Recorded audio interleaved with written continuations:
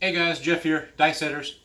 So my wife and I were in Vegas Saturday and Sunday, and then we got to go see a concert, which is really cool. The best part was it was a free concert, and it's been one of our first concerts since Chicago, and we saw them over a year ago.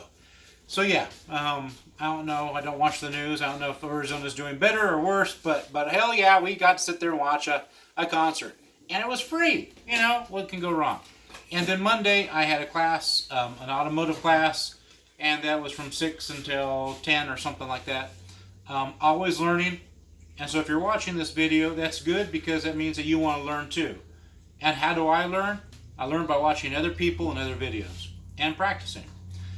Here's a setup that I saw when I was throwing dice at Paris. And that is that if you're a dice shooter and you have people that are doing this, they're on the corner, they're in the midst of where your landing zone is. And I'm not saying that every landing zone is here. I'm just taking, for instance, that more than likely a landing zone will be somewhere through here. To help your brother out, when they are throwing and they are a dice setter, try to move your money that's on the pass line as much to one direction as you can. That way that gives them more of a landing zone. They might not know what you're doing on that end, but they're going to look and go, well, this is a perfect landing zone. But if you had it like most people have it, that's really hard. And I'm just saying, a little bit of kindness goes a long way. And I know that if I sat there and saw someone doing it, I'd even ask across the table, hey, am I in your landing zone? They're going to say, no, you're good. Or, yeah, if you can move one, or, they know what you're doing. It'd be cool. It'd be really cool if you could do this. But I went to, I rolled in Paris and I rolled in Bally's. And I thought the tables were identical. And I only played at Paris once before. But then I actually played both tables, and they are different. The layout's the same. And they have some weird, I don't know, bonus, but they don't have the all tall small. But the Paris tables, to me, seem better. I won on both of them, but they seem better at Paris. They seem to be, I don't know, be nicer, I guess. And they have more of a gentler bounce. But I did the same dice set I showed you last week, which is the all sevens. 4-3, and you'll have 7 here, 6-1. Of course, I'm looking at 6-1, but reverse of what you're seeing. You stick your one finger in between it, and then you just shoot it down there. If you missed it, it's on last week's video. That's what I tried. It was a $15 table, so I had 15 on the pass. I started out with $1 here for the dealers, and the table I walked up to had nobody playing it whatsoever. They had 2 tables that had people. They had 2 tables that had nobody. I'd rather go to the table with nobody because I don't like playing with other people. I'm just that way. So I sat there and did this, and that's telling the dealers, if I win here, you're going to win there as well. It puts them in, that I'm rooting for them, and I'm hoping that they're rooting for me. And you're like, well, what difference does that make? That's your money. You're giving it away. I understand that. But being a dice setter, it's going to take me a hair longer to fumble with the dice, to say, okay, that's my set, to get it ready, versus someone who's going to just take it and throw it. That is kind gesture. That's so that they won't get mad at you. That's so they're like, well, he is taking longer, but he is trying to give us money. That's what I did. And I sat there and decided that once my point was established, I was going to play the Iron Cross. I was going to have 51, 5, 6, 8. So you're going to have 15 here. You're going to have 18, 18. I'm going to have 15 here, 15 here. After 2 rolls, I'm pulling everything down. And I won. And right after that, I 7'd out. And I was kind of disappointed at myself because I should have rolled longer. But then I'm like, well, I did what I wanted to do, and my money was down all except for here. Now you can't take that down and roll at the same time. So I was happy with that. And then I went to roll again, and my second roll lasted 30 rolls, 40 rolls. I don't know. I lost track. If I had a fire bet, I would have won. I don't know how much I would have won, but I would have won something because I know I hit my number 7 times, and each time it was something different. That's the fire bet. But I know if I was playing at the fire bet, yeah, I would have won some huge amount of money. But same die set throughout the whole thing. And there was at one time the table filled up as I was playing that 30 or 40 rolls. The table filled up, and as soon as I 7'd out, everybody left me. And I'm like, well, that's cool. I get a roll again. And I did. I rolled again. But I did see some errors that were being made. And to me, there were errors. Maybe to you, they're not.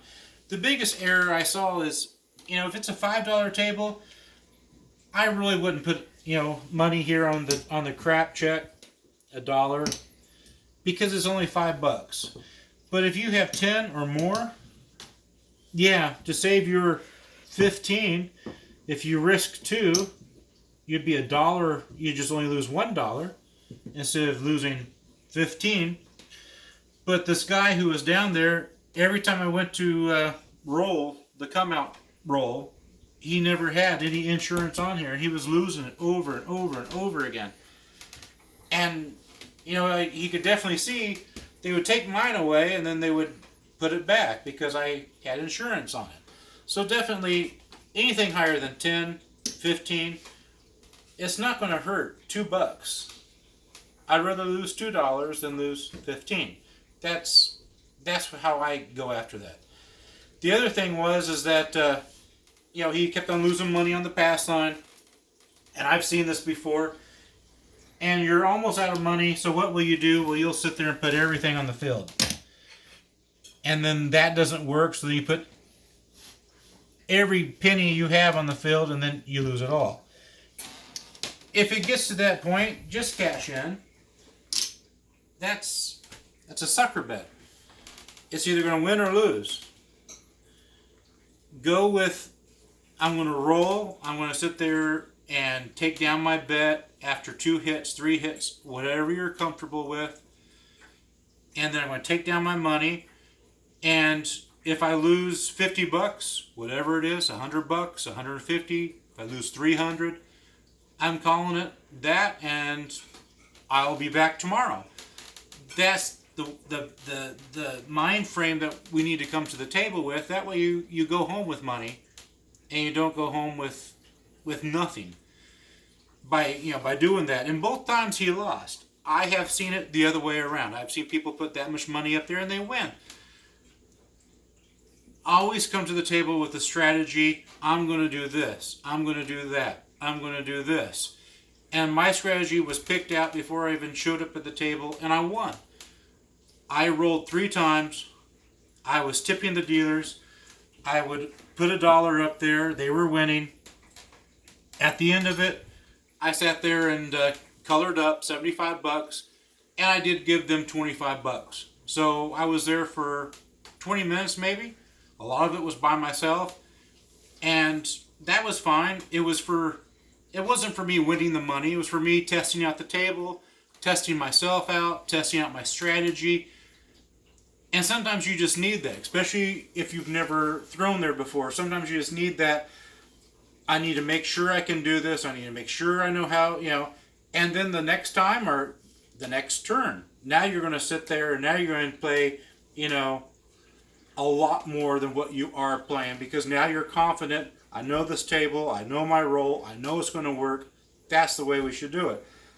But to sit there and never play the table and put, 100 on each number, that's kind of overboard. But that's the biggest thing. Use the crap check to save your money. Don't put money here in the field because you're losing, hoping that you'll double your money.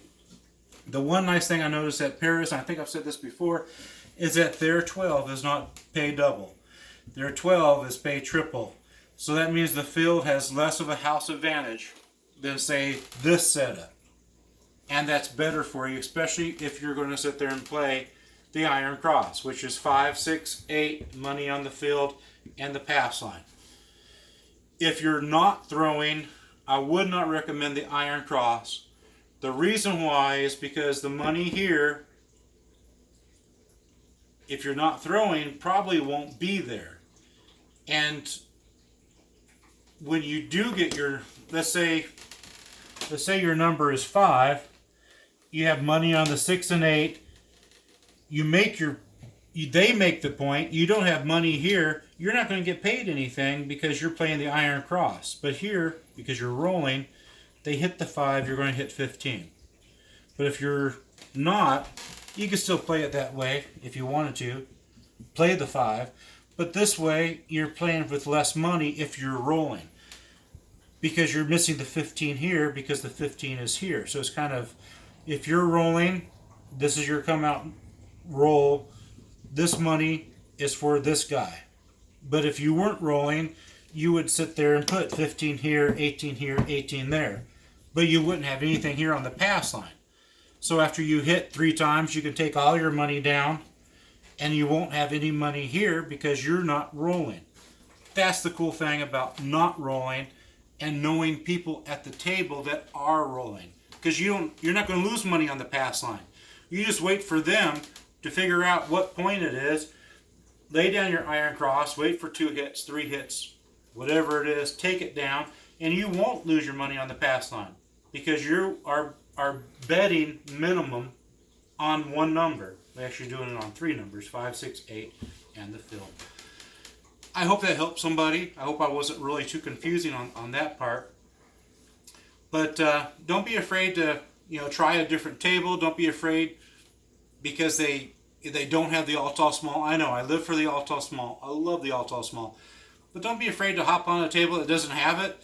You can still make money. I mean, I made money, and then we went to Bally's, and my wife and I both played, and we both made money.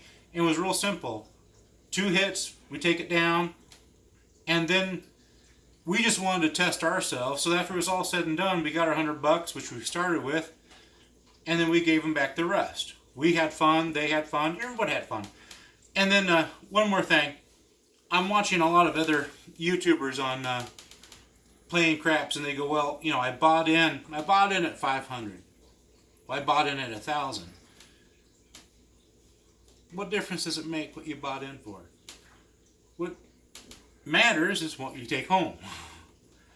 I don't get that. But they'll say, well, I bought in for 500.